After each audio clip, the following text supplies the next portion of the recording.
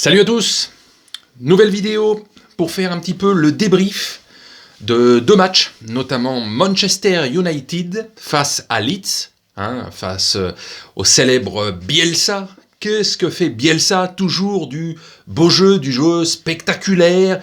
Il a tellement fait de choses pour le foot, etc., etc. Mais moi, personnellement, il me fait ni chaud ni froid, ce mec. Alors, ça va être là. Ouais, Bielsa, il a inventé le foot, mais il gagne pas souvent des trophées avec les équipes qu'il entraîne.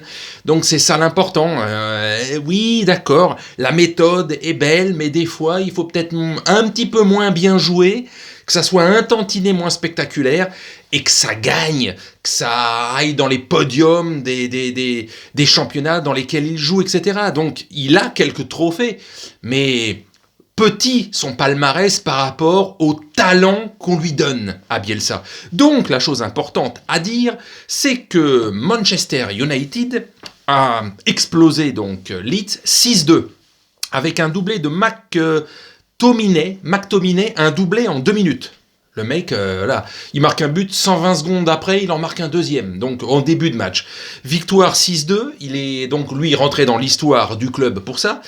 Mais l'air de rien, c'est que Manchester United se replace et est désormais 3e du championnat derrière Liverpool, 31 points, Leicester, 27 points, et vous avez Manchester United, 26 points, avec un match de moins par rapport aux deux équipes qui sont devant lui.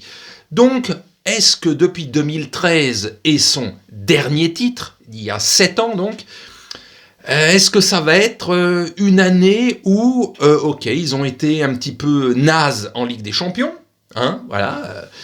ils ont fini comme des clowns, ils finissent 3e et en Europa League, mais en championnat, peut-être qu'ils vont essayer, avec la saison, sur la durée, de lutter face à Leicester et face à Liverpool, qui peut-être n'a pas la sécurité qu'il avait évidemment la saison dernière avec 15 ou 20 points d'avance sur le second, et là il y a des blessés, ils prennent beaucoup de buts, Liverpool, c'est pas du tout la sécurité sociale, la défense, l'équipe, même si elle est leader du championnat, c'est parce que surtout Man City et Chelsea, malgré leurs effectifs, ne sont pas au niveau. C'est pour ça que Liverpool, à mon avis, est leader de ce championnat.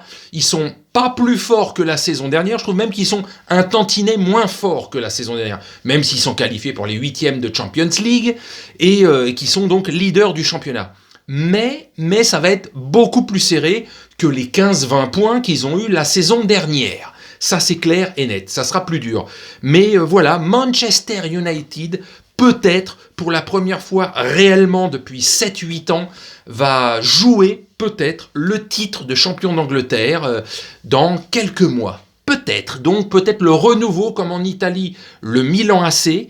Ces deux clubs, Man United et le Milan AC, qui depuis 5-6 ans étaient un petit peu loin des radars, ils étaient un petit peu rentrés dans la normalité de ces deux grands clubs qui ont été parmi les plus grands clubs du monde dans les années 90 et dans les années 2000. Mais dans les années 2010, je vous dis là, depuis 5 ans, 6 ans, ces deux clubs sont un petit peu dans le creux de la vague, et peut-être qu'ils vont commencer cette saison pour le Milan AC, qui est en course pour le titre aussi. Manchester United, il y a peut-être une chance, parce que, je vous dis, Chelsea, malgré son effectif, avec les Kai Havertz, avec les Ziyech, avec les Werner, avec les Pulisic, beaucoup de talent, beaucoup de jeunesse, et pour l'instant, la mayonnaise prend pas un max. Donc c'est à voir peut-être sur le temps. Peut-être que d'ici la deuxième partie de saison, c'est là que la machine va être lancée à Chelsea, parce que vu le potentiel qu'il y a, ne pas viser le podium, ça serait hallucinant, quoi. Donc voilà, bravo à Manchester United. Et aussi, petit débrief rapide sur le Rennes. Rennes qui a joué cet après-midi, et qui, l'air de rien, Rennes qui a été eux aussi éliminé de toute compétition européenne, qui a fini dernier de sa poule en Ligue des Champions, qui a peut-être mis un peu plus d'envie que l'Olympique de Marseille sur la plupart des matchs de Ligue des Champions, mais ils n'étaient pas au niveau non plus. Rennes, ils se sont fait sortir, c'était normal qu'ils se fassent sortir. Mais Rennes, depuis leur élimination, c'est 3 victoires, consécutives en Ligue 1. 3 victoires à Nice, face à l'OM, et aidé peut-être un petit peu par Turpin, l'arbitre préféré de l'Olympique de Marseille, et cette victoire aujourd'hui face à Lorient, donc 3 victoires consécutives.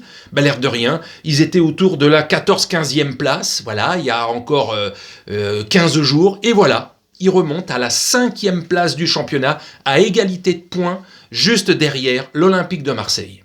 Donc voilà, mais l'OM, bon, on sait, ils ont 2 matchs en retard, mais il faut les gagner. Là, entre la théorie et la pratique, il y a le match. Et les 2 matchs en retard ne sont pour l'instant pas gagnés. Mais bon, c'est un point de plus de se dire, au moins qu'on en gagne un des 2 et on aura fait une partie de notre retard et on se replace sur le podium. Donc voilà. Donc Rennes, qui revient 5e du championnat et en course pour un éventuel podium. Et Manchester United, qui revient pour le titre. Donc voilà. Allez, sur ce, je vous salue évidemment. Ce soir ou demain, mais probablement ce soir, malgré tout, vers 23h15, etc., le débrief du choc entre Lille et le PSG. Qui va passer en tête du championnat? Parce que pour l'instant, c'est Lyon, grâce à sa victoire d'hier, 4-1. Mais en cas de victoire du PSG, c'est PSG qui passe devant. Et en cas de victoire de Lille, ou même d'un match nul, c'est Lille qui passe en cas de match nul, à la différence de but, leader du championnat. Voilà, sur ce, je vous salue et à tout à l'heure.